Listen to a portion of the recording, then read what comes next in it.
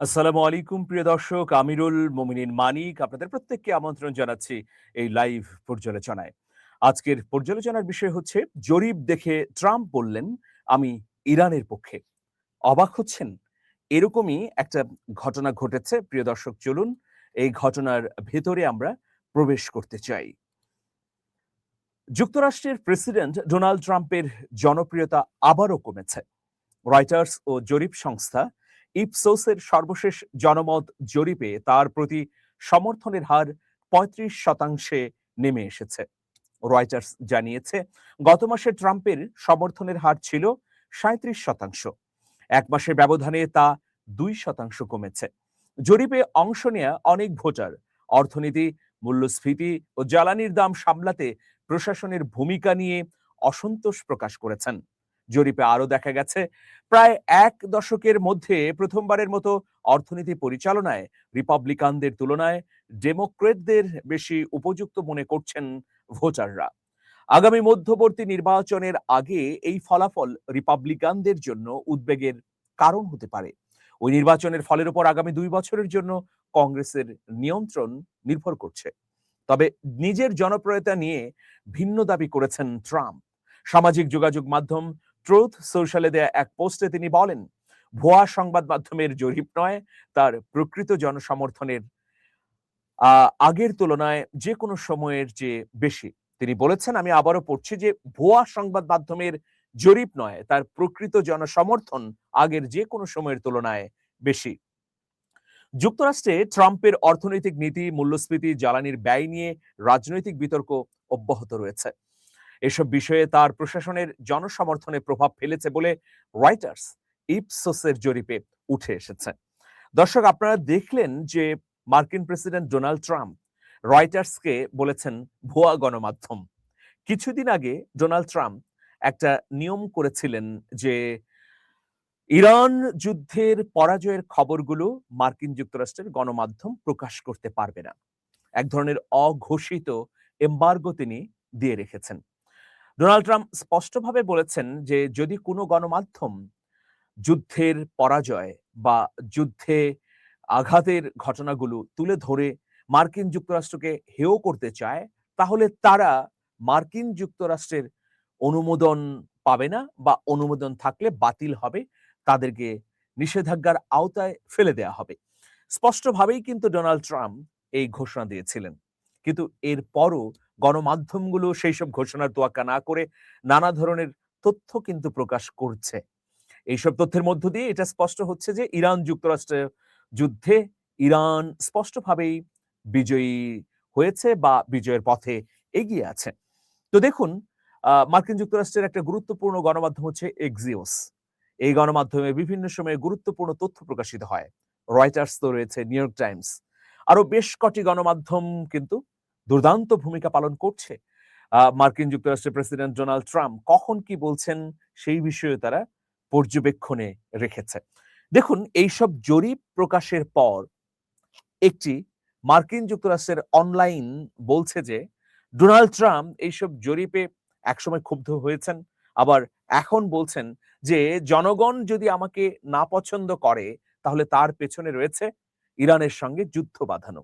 ওকে, আমি ইরানের সঙ্গে আর যুদ্ধ করব না, আমি এখন থেকে ইরানের পক্ষ নেব, এই ধরনের মন্তব্যও করেছেন বলে ওয়াশিংটনের কোনো সূত্র বলছেন, এবং নিউ ইয়র্কের দু একটি গণমাধ্যমে প্রকাশিত হয়েছে।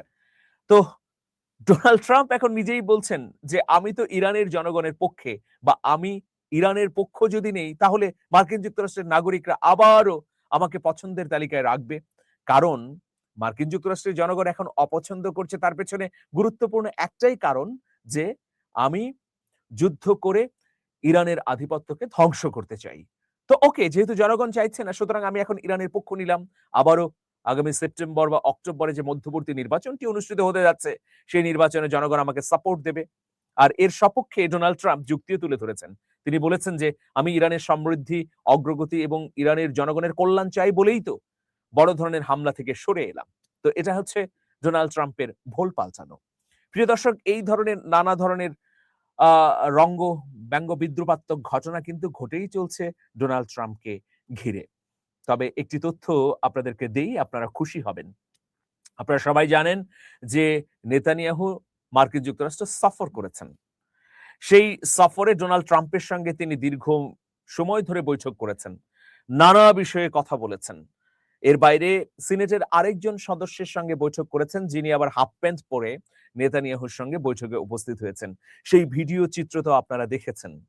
দর্শক, ডোনাল্ড ট্রাম্পের সঙ্গে নেতানিয়াহুর বৈঠকের ৩ দিন না পেরোতেই এখন ওয়াশিংটন এবং তেল আবিবের মধ্যে ভয়াবহ দ্বন্দ্ব শুরু হয়েছে। এই দ্বন্দ্বটা কি? মার্কিন প্রেসিডেন্টের ফিলিস্তিনি নীতি নিয়েই মূলত এই দ্বন্দ্ব শুরু হয়েছে। সাম্প্রতিক সময়ে গাজা নিয়ে মার্কিন যুক্তরাষ্ট্র একটি পরিকল্পনা বাস্তবায়ন করেছে। সেই পরিকল্পনাটি এরকম যে হামাস অস্ত্র ত্যাগ করবে এবং ইসরায়েল গাজার ভূখণ্ড ছেড়ে দেবে। এই যে চুক্তিটি, এটি নেতানিয়াহু করতে চাননি। অনেকটা চাপ প্রয়োগ করে ঘাড়ে ধরে ডোনাল্ড ট্রাম্প বাস্তবায়ন করিয়েছেন। ইতোমধ্যে এই চুক্তিটি স্বাক্ষরিত হয়ে গেছে, আপনারা জানেন। হামাসের পক্ষ থেকে বলা হচ্ছে যে গাজার জনগণের দীর্ঘমেয়াদী শান্তি এবং স্থিতিশীলতার জন্যই আমরা অস্ত্র ত্যাগ করলাম। এবং ইন্টারেস্টিং বিষয় হচ্ছে যে হামাসের সদস্যরা একের পর এক অস্ত্র জমা দেবে এবং গাজা দখলকারী আগ্রাসী ইসরায়েলি বাহিনী পিছু হটবে। মানে ধরুন ৩ ট্রাক অস্ত্র জমা দিল হামাস, এরপর ৩ কিলোমিটার পিছিয়ে গেল ইসরায়েলের নিপীড়ক বাহিনী। এরকম করেই আসলে চুক্তিটি হয়েছে। এখন চুক্তি কার্যকরের পথে রয়েছে। তো প্রিয় দর্শক, এই চুক্তি নিয়েই মূলত দ্বন্দ্ব শুরু হয়েছে নেতানিয়াহুর সঙ্গে ট্রাম্পের। নেতানিয়াহু বলছেন যে এখানে অনেকগুলো ধারায় তাদের স্বার্থ ক্ষুণ্ণ হয়েছে। অন্যদিকে ট্রাম্প বলছেন যে তিনি ফিলিস্তিনি জনগণ এবং ইসরায়েলের জনগণ উভয়ের পক্ষের জন্যই একটা শান্তি এবং সমঝোতার পথ তৈরি করতে চান।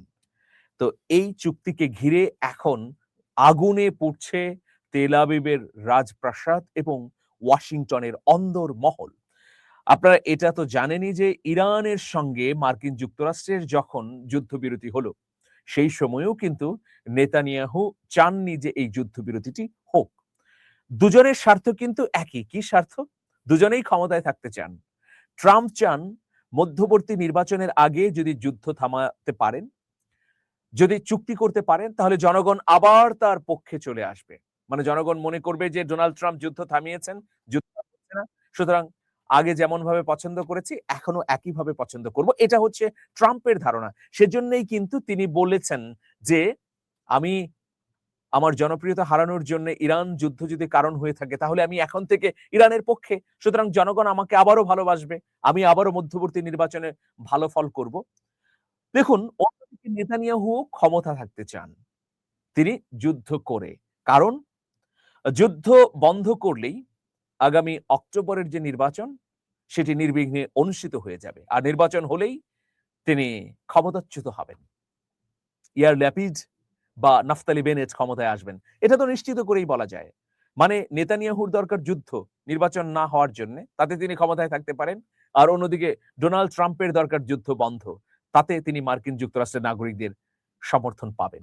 এই হচ্ছে পরিস্থিতি, প্রিয় দর্শক। তো এই পরিস্থিতির মধ্যেও আমরা আশা রাখতে চাই, ইরান মধ্যপ্রাচ্যে যেভাবে বিজয়ের ঝান্ডা উড়িয়ে দিয়েছে, যেভাবে চতুর্দিকে মধ্যপ্রাচ্যের রাষ্ট্রে থাকা মার্কিন ঘাঁটিগুলোকে একদম পর্যদস্ত করে দিয়েছে, বিধ্বস্ত করে দিয়েছে। সুতরাং আগামী দিনেও যে কোনো পরিস্থিতিতে তারা পূর্ণ মাত্রায় শক্তিমত্তা নিয়ে স্থল, আকাশ এবং জলে অভিযান পরিচালনা করে বিজয় ছিনিয়ে আনতে পারবে। দর্শক, শেষ করছি এই ঘোষণা দিয়ে। হাদি ফিরলেন রাষ্ট্রপ্রধান হয়ে। আমরা ৫০ বছর পরে বাংলাদেশকে কোন অবস্থায় দেখতে চাই, সেটি আসলে উপন্যাসের ঢঙে বা বয়ানে বর্ণনা করেছে। স্ক্রলে দেখানো নম্বরে ফোন করে আপনারা সংগ্রহ করতে পারেন। আপনারা সবাই অনেক, অনেক ভালো থাকবেন। আমরা সবসময়ই মজলুমদের পক্ষে আছি। সেই মজলুম মানুষ যদি ভারতে থাকে তাদের পক্ষে আছি, ইরানে যদি থাকে তাদের পক্ষে আছি। বিশ্বের যে প্রান্তেই থাকুক না কেন, মজলুমের পক্ষে আমাদের কথা উচ্চারিত হবেই। আর আপনারা যারা ভিডিওগুলো দেখে, দেখে উৎসাহিত করেন, তারাও মজলুমের পক্ষে আছেন বলেই আমরা বিবেচনা করি। দর্শক, আজকে এ পর্যন্তই। সবাই ভালো থাকবেন। আল্লাহ হাফেজ।